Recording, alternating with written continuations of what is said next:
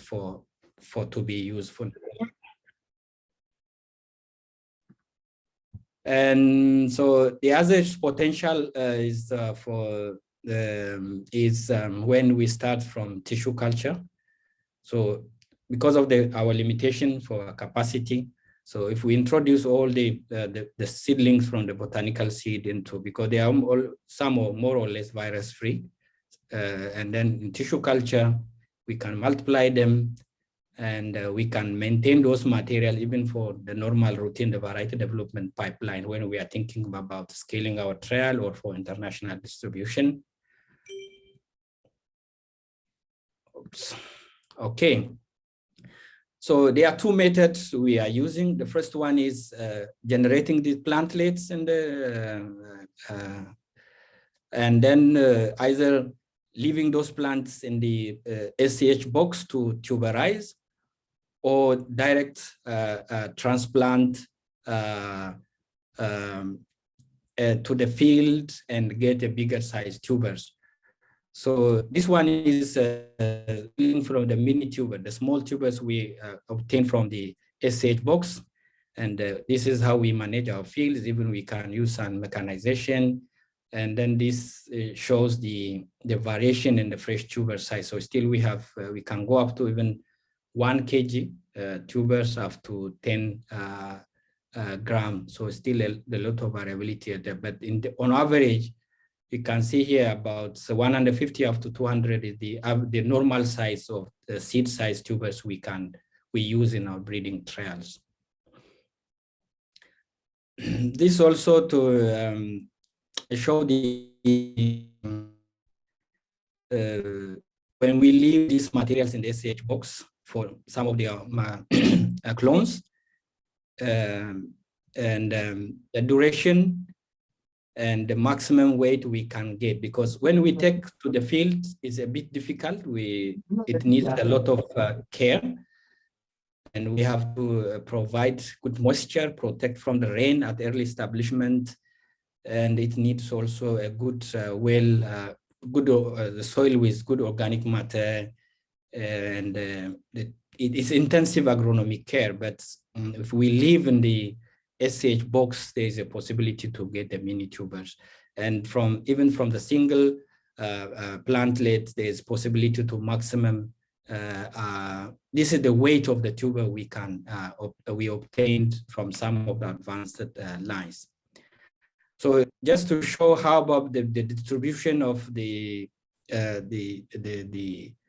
tuber size when we grow them directly in the field, there's always possibility to get the bigger size tubers when we transplant direct into the field. But as mentioned before, the management and then the soil fertility level and the other care that needed for, especially for the bigger size population, is an issue. So we tested all the possibility and then try to capitalize on which best suits for our program. So this to show the big challenge for whenever we generate from the mini tuber from the SCH box is the tuber size variation. So between genotypes, so we cannot get a uniform size. It's normal. It's the same also for the normal yam. And the other one is the variation in range of days for sprouting. So they are a variation from 10 up to 35 days, and from the SH box from up to less than 1 gram up to maybe 5 gram with 1.6 gram per tuber size. So this is a lack of uniformity from SH mini tubers in size and the weight, our challenge. Then yeah, just to show you how the variation looks like, we can get the bigger size, very smaller size, and then we are thinking about how we can optimize this so that we can get at least uniform size tubers. So the actions to address this, we are trying to apply the plant growth regulators, and also to go for the day length treatment if that can improve. And also the germination control and the storage, and we also look for study the appropriate type and the volume of concentration, including the substrate, the culture, the box type, and also the tray. So when it comes to the nutrients, with some of the nutrient solution we are currently seeing, rather we can reduce the cutting from 80 above to average 18 or 20 days. Now we can cut even in 11 days. That means the process can be accelerated.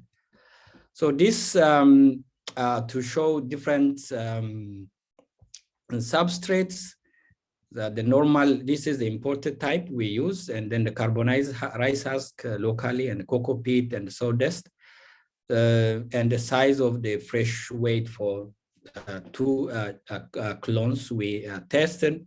So it shows the total fresh weight and also the tuber weight, and we are getting that this the carbonized rice husk is showing better as compared to the one they imported. So this is the optimization process we are at least following here in order to increase the tuber. The first one, this one is to just to get the best the alternative substrate which we can address locally, because we are introducing this technology to the national programs in Nigeria, in Benin, in Ghana, and Cote d'Ivoire. We established it, the setup there. And then accessing this imported material is difficult. So we get also this information for them so that they can locally access this material. So in general, there are also some other studies as going on in order to optimize it. But this is for now. It's possible to break the seed bottleneck in yam breeding, and we're able to increase the accuracy, having a good replicated trials at early generation.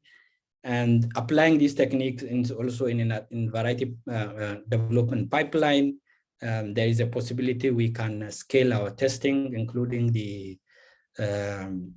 on-station as well as on-farm testing. And the most important thing is facilitation of the international distribution when we are thinking about the breeding testing networks with our NARIs. So this is what I want to share with you, and thank you for your attention. These are some of our collaborators, and thank you. So if you have any question, I can address. Hey, thank you so much, Asrat, for that lovely presentation. Beautiful visuals. So we have a couple questions in the chat. The first set deal with the genetic correlation of some of your traits. So Christian, would you like to start off that discussion? Sure. I mean, I guess the question is pretty self-explanatory. I was just curious, Asrat, what is the correlation between the mini tuber performance and the performance of the fully grown tuber? So is it perfect? Is it just the same in small, just out of curiosity, or is it an imperfect correlation? And just to add this, because Gary added this, obviously the correlation doesn't have to be perfect to be a good predictor. Even an imperfect correlation can do a really good job to increase genetic gain. I think it just should be noted that then it becomes kind of a trade-off between the time that we can save when we reduce the generation interval and the prediction accuracy that we sacrifice. But as Gary said correctly, it doesn't have to be perfect. I was just curious if it is just the same in small. Yes, I think the correlation between the tuber size and the sprouting, whenever there is small tuber size, especially when less than 1 gram, because of the desiccation, we don't have optimized the storage facilities. So the sprouting is a little bit, that some of the tubers die, but whenever the tuber size is big, the sprouting is good. So I say it's positively correlated. That means the bigger size, the sprout well, the smaller size, not sprout well. So we need to maybe think about how we can optimize that process. But we have not done this one. Like I cannot show you any figures on this information now, because it's too early for us to come up with that information. Okay, great. Thank you. Okay. Because they tested, they see it. Okay, great. Next, we have a question from Jan, also dealing with correlations. Jan, please feel free to go ahead. I think he answered it. Okay. He was mixing the two questions between tuber size and sprouting, but then the first question, I don't know if that was completely answered regarding the correlation between mini tubers and the full-grown tubers, which is a different question, actually. Asked by Christian. Yeah. Okay. Yeah. I think I'm just looking at the chat box now. So in yam, the size of the tuber you bury or you plant, it determines the size of the tuber yield you get. The smaller the size, it produces smaller tuber at the end. The bigger size, even farmers here in our case for the ceremonial, where they are looking for maybe 5, 10 kg or 20 kg. Sometimes you can get up to 20 kg. Then you have to put the bigger tuber. So the correlation between mini tubers and fully grown tubers, it's a matter of size. That's why we are just focusing much on using this maybe applying hormones, and then the lights and also the nutrients, and also the size of the SH box and substrate, how we can optimize so that we can get at least a uniform size of the mini tubers for our field performance.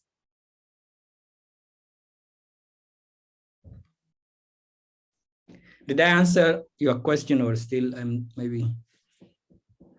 Okay, it's important. Can I make a crack at that question? The question really is, if you're trying to run a yield trial earlier in the multiplication scheme, then the yield trial will be done with mini tubers. Everything in the trial will be from mini tubers. Yep. If you're running a yield trial later in the multiplication process, it'll be planted with bigger tubers. But yep. So the question is not exactly, the concern is not what is the effect of differences in size within a trial.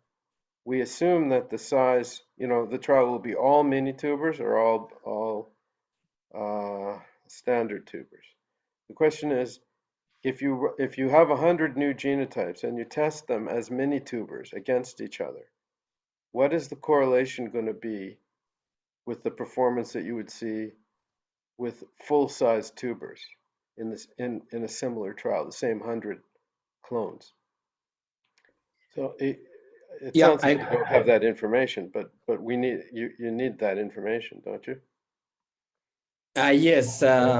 Yeah. I think I got now the question now. So in the observation, there is positive correlation. If you use the smaller mini tubers and then test them, and the performance you get, and if you just bigger tuber in even your testing, so it's replicate those. I think those which are doing good, even the mini tubers, are also the small tubers are also doing good when they are using the full size tubers. But you have to quantify what that correlation, Yes, we can do that. I think we have, I think, some of the information. It's critical for your, for designing your pipeline, to know what that correlation is. Thank you. Okay, great. Great insights. Another question from Randy. Please jump in.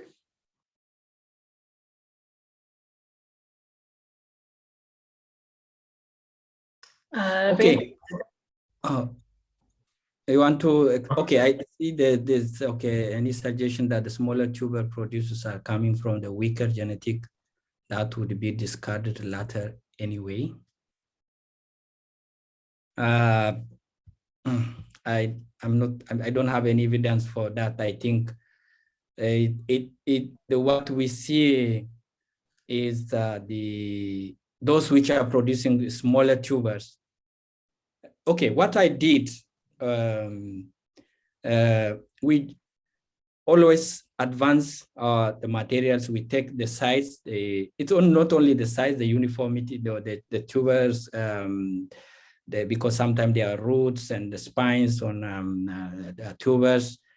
And we compared the bigger size tubers, we select, and then the smaller, the unselected ones, and side by side, and to see if those smaller ones can also perform better than the one we selected with the bigger ones. So we have I think the data we have already collected and under process, but from overall observation, so the smaller size, not in all genotypes. Some genotypes, there is also genotype by the variability is so high. Some genotypes, even the smaller tubers, the next year, especially when it's coming from the botanical seed, there is a possibility you can see the bigger side. That means it is small in the previous year, but when you plant it, it can also produce the bigger size. But overall observation from the comparison of about 500 selected based on bigger tuber size, and then the other one which has no selected because of the smaller tuber size. So the smaller one has not repeated that performance when we plant in the next season. Okay, so Asrat, can you remind me, how long has it been since your program adopted the mini-set technique? Is this the first year, or it's been a couple of years? It's the first one is proof of concept with 5 population in 2020. So 2021 we introduced one bigger population of over 2,000 plants. So we are in the second year. Great. But with the first 5 population for 2 species is working. We used a smaller number of took 50-50 per family, 5 families. And those are, I think we did in the second cycle of evaluation, we did in 2 locations and then 2 replication trial instead of 1 location and then replicated trial. Okay, so you will have data to check the correlations of your new mini sets with their later standard tubers this upcoming year? Yes. Okay, then I think we're going to have you back next year to update. Sure. Okay, a question from Wende in the chat, please. Okay, is it possible to select again as a smaller size tuber? Yeah, Wende, please. No, if we select the smaller size tuber, no, I think to increase the chance is always less. It is the probability of getting good genotypes with that repeat the.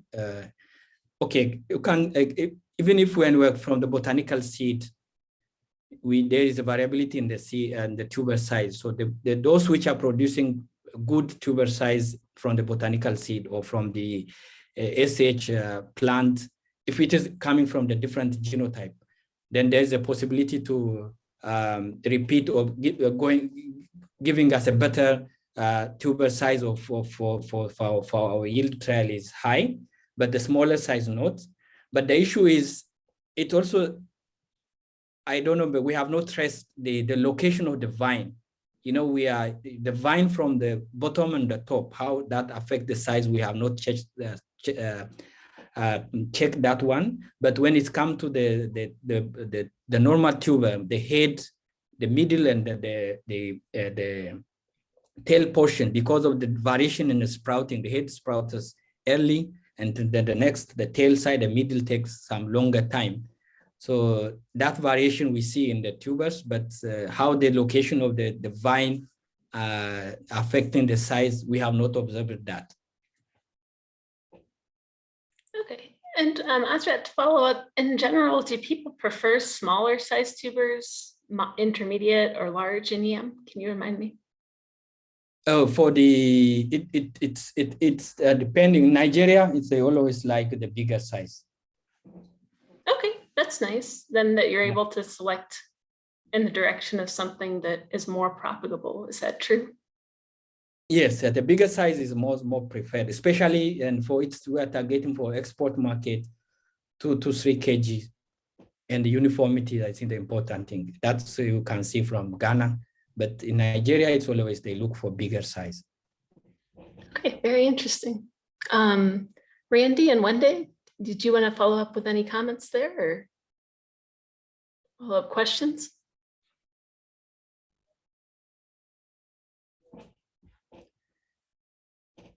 Okay, great. Asrat, yeah, I'm also wondering sort of a similar question. I think we've seen in some teams like cassava, where we've adopted something that makes breeding the plants easier, but it's not necessarily beneficial agronomically. So the example I'm thinking of is in cassava, it became possible to recycle very quickly if the plants flowered early, but if they flower early, that created some other problem. Like, I think they're going to be too short. I forget the details. So do you think that any aspect of the mini set technique could lead to a selection of yams that are agronomically not as good as those produced by a standard technique? Are the ones you're able to grow by mini set technique in any way different from what you would prefer in a yam? No, I think that's quite different in yam. So whether you use the whole tuber or the mini set technique, it not affect it's not like the cassava. But and the issue is with yam now. Whenever we start, I think it is due to the evolution of the crop. It has been with vegetatively propagated, and then it takes at least 2 cycles of tuber multiplication to see a good flowering in the field. So, and that is not agronomically important for the farmers. So the only thing is how to, especially when we using the whole tuber, the sprouting, everything is okay, but these mini tubers, the mini sets, when we cut into pieces, the sprouting variability, as I mentioned before, because of the delay in the sprouting, then that causes a yield variability. You can sometimes get a bigger tuber from the same plot, a smaller tuber, medium tuber. That variation is there. Sure. But it is good because it also keep the yam going in the system, because the bigger ones are used for yam for consumption, and smaller ones are used as seed for the next season by farming system. Great, thank you. Anybody have other questions or things they want to discuss?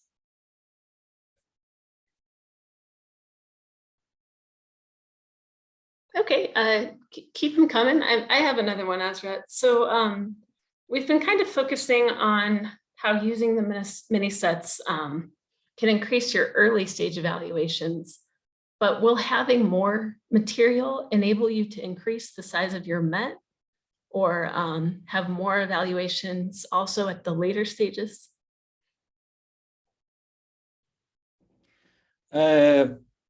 I think the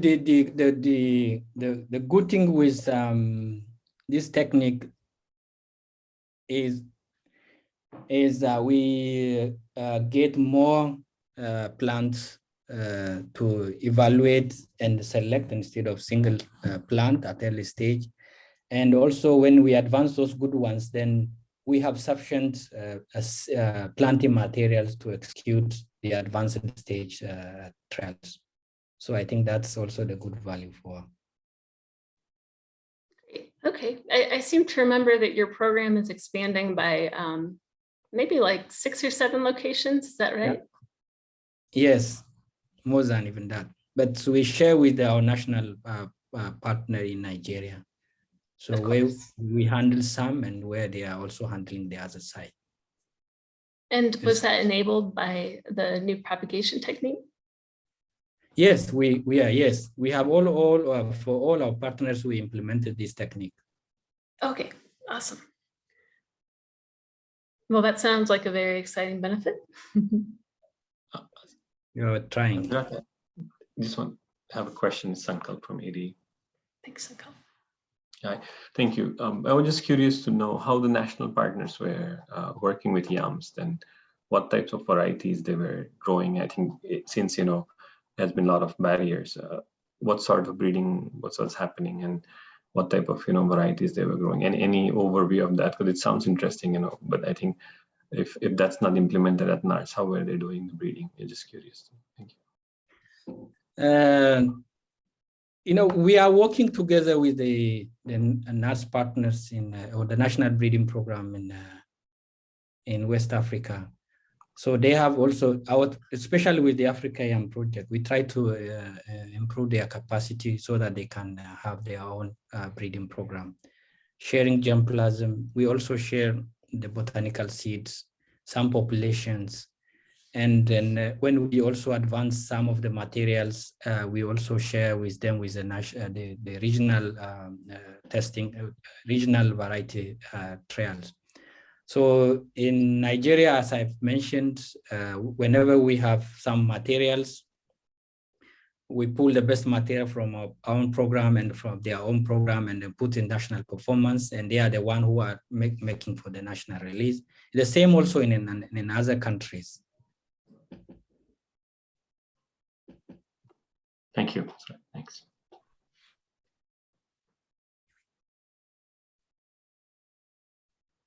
Other questions, comments? Okay. So Asrat, we've been grilling you for several minutes here. Thanks so much for all your insights. I was wondering if we have any other yam breeders in the meeting today. I don't think so. But if you're also breeding yams, could you maybe say hi or something?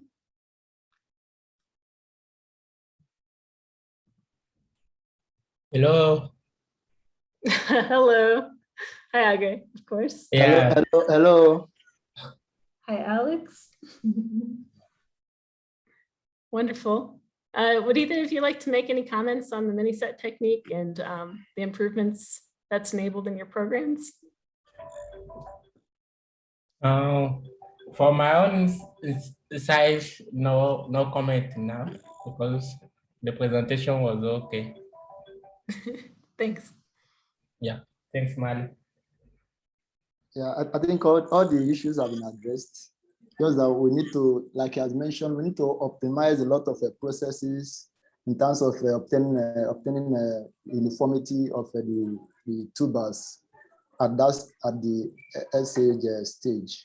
I think that is what we are working on, and I think we are moving in the right direction. Thanks. Excited to see the progress. Okay. Well, if there are no more questions, I think it's okay to close here. Any last minute comments or ideas?